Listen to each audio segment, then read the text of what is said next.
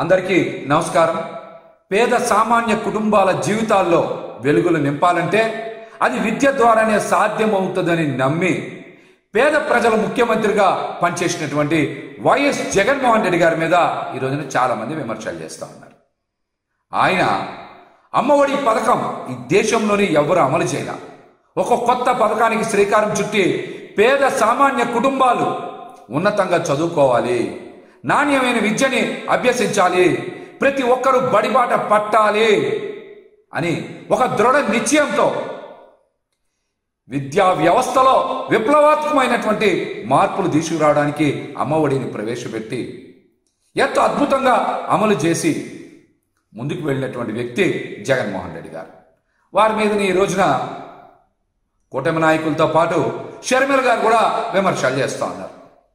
తల్లికి వందనాన్ని ఏ విధంగా అమలు చేస్తారు, అమ్మఒడి కన్నా మెరుగ్గా అమలు చేస్తారా లేదా అనే విషయాల మీద షర్మిల గారు ప్రశ్నించకుండా, షర్మిల గారు తెలుగుదేశం పార్టీ అధికార ప్రతినిధిలాగా మాట్లాడుతూ ఉన్నారు. మీరు వైఎస్ రాజశేఖర రెడ్డి గారి బిడ్డని మర్చిపోవద్దని కూడా నేనైతే విజ్ఞప్తి చేస్తూ ఉన్నాను. మీరు కాంగ్రెస్ పార్టీ రాష్ట్ర అధ్యక్షురాలుగా ఉన్నారా లేదా అని అనుమానంతో నేనైతే అడుగుతా ఉన్నాను. మీరు సూపర్ 6 అమలు గురించి మాట్లాడాలి,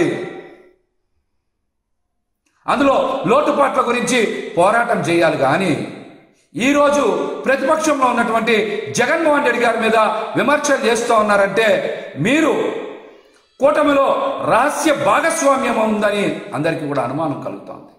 అదేవిధంగా మీరు B3 బాబుల చేతిలో బందీ అయ్యారా అని ఈ రాష్ట్ర ప్రజలకి అనుమానం వస్తోంది. మీకు కూడా చెప్పాలి, B3 బాబులు అంటే చంద్రబాబు గారు, పవన్ కళ్యాణ్ బాబు గారు, లోకేష్ బాబు గారు. అందుకనే ముగ్గురిని B3 బాబులు అన్నా. ఈ B3 బాబుల చేతిలో షర్మిల గారు ఏమైనా బందీ అయ్యారా అనేటువంటి అనుమానం నాకు కాదు, ప్రజలకు కలుగుతుంది. ఎందుకంటే వారు జగన్మోహన్ రెడ్డి గారి మీద విమర్శలు చేస్తూ ఉన్నారు. అమ్మఒడి మీద విమర్శలు చేయడం ఏంటి? తల్లికి వందనం మీద మీరు ప్రశ్నించారు కదా. జీవో నెంబర్ 29 జారీ చేశారు. ఈ జీవో నెంబర్ 29లో ఏదో ఆధార్ గురించి పెట్టారు అంటున్నారు. ఆధార్ గురించి పెట్టినట్టయితే అందులో ప్రతి బిడ్డకి అని నమోదు చేయకుండా, జీవోలో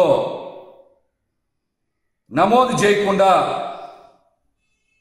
ప్రతి తల్లికి మాత్రమే అని రాశారు. అది కూడా బిలో పావర్టీ లైన్ అనేటువంటి నిబంధన చేర్చారు. అంటే అందరి తల్లులకి కాదు, కొంతమంది తల్లులకే, రాష్ట్రంలో చదువుకుంటున్నటువంటి విద్యార్థులందరికీ కాదు, కొంతమంది విద్యార్థులకి అని జీవో నెంబర్ 29లో చాలా స్పష్టంగా ఉంది కదా. ఆ విషయం మీద మాట్లాడకుండా జగన్మోహన్ రెడ్డి గారి మీద మాట్లాడడం అంత సమంజసం కాదు అని కూడా ఈ సందర్భంగా నేనైతే తెలియజేస్తున్నా. మీరు ప్రజల తరపున పోరాడాలనుకుంటే కూటమిని ప్రశ్నించండి. జగన్మోహన్ రెడ్డి గారిని ప్రశ్నిస్తే మీరు ఖచ్చితంగా కూటమిలో రహస్య భాగస్వామ్యం ఉన్నట్టే, B3 బాబుల చేతిలో మీరు బందీ అయినట్టే అని కూడా ఈ సందర్భంగా నేనైతే తెలియజేస్తాను. నిన్న తల్లికి వందనం పథకం గురించి మరి వైఎస్ఆర్సీపీ పార్టీ నుంచి పెద్దలు చాలామంది ప్రశ్నించగానే, అందులో మోసపూరిత విధానాల గురించి ప్రశ్నించగానే కూటమి నాయకులు బయటకు వచ్చారు. రామానాయుడు గారు కూడా బయటకు వచ్చి మాట్లాడారు. ఆయన విస్తృతంగా ప్రచారం చేశారు. అందుకే ఆయన పెట్టారు నిన్న ప్రెస్ మీట్లో. మళ్ళీ ఆయన కూడా బయటకు వచ్చారు.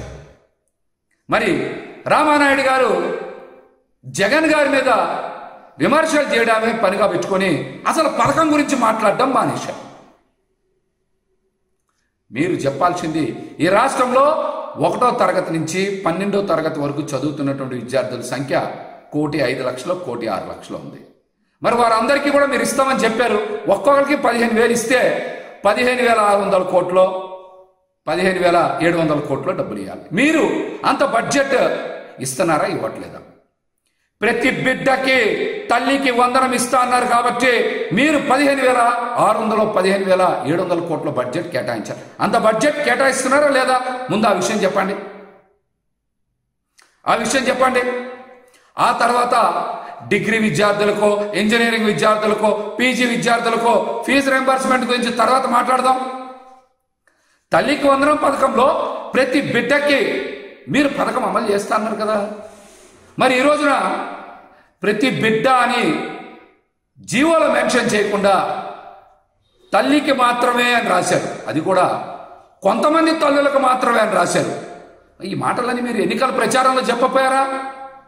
ఆ రోజే చెప్పాం, ఇది సూపర్ 6 కాదు, సూపర్ స్కామ్ మేనిఫెస్టో అని చెప్పాం. సూపర్ స్కామ్ మేనిఫెస్టో అని చెప్పాం. మరి దీని మీద పెద్ద ఎత్తున ప్రచారం కూడా చేశారు. B3 బాబుల గురించి మళ్ళీ చెప్పాలి. 40 సంవత్సరాల అనుభవం ఉన్న చంద్రబాబు నాయుడు గారు, 2 లక్షల పుస్తకాలు చదివినటువంటి కళ్యాణ్ బాబు గారు, స్టాన్ఫోర్డ్ యూనివర్సిటీలో చదివి పాదయాత్ర చేసినటువంటి లోకేష్ బాబు గారు జీవో నెంబర్ 29లో తల్లులకి మాత్రమే, బిడ్డలకి కాదు అని ఆ జీవోలో మెన్షన్ చేసినప్పుడు అది అచ్చుతప్పు పడింది, మారుస్తాం మేము అని మీరు ఎందుకు ప్రకటన చేయట్లా? అంటే మీరు ఈ పథకానికి తుట్లు పొడుస్తున్నట్టు కదా అర్థం. అంటే తల్లికి వందనం పథకంలో విద్యార్థులకు వెన్నుపోటు తప్పదనే కదా మీరు మాట్లాడారు. కాబట్టి మేము కూడా అడుగుతా ఉన్నాం, తల్లికి వందనం పేరు మార్చి, పథకం పేరు మార్చి తల్లికి పంగనామం, విద్యార్థులకి వెన్నుపోటు అని పేరు పెట్టండి. మీరు కూడా పథకం పేరు మార్చండి. తల్లికి వందనం అని పెట్టమాకండి. తల్లికి పంగనామం, విద్యార్థులకి వెన్నుపోటు అని పథకం పేరు మార్చండి. మార్చి చెప్పండి.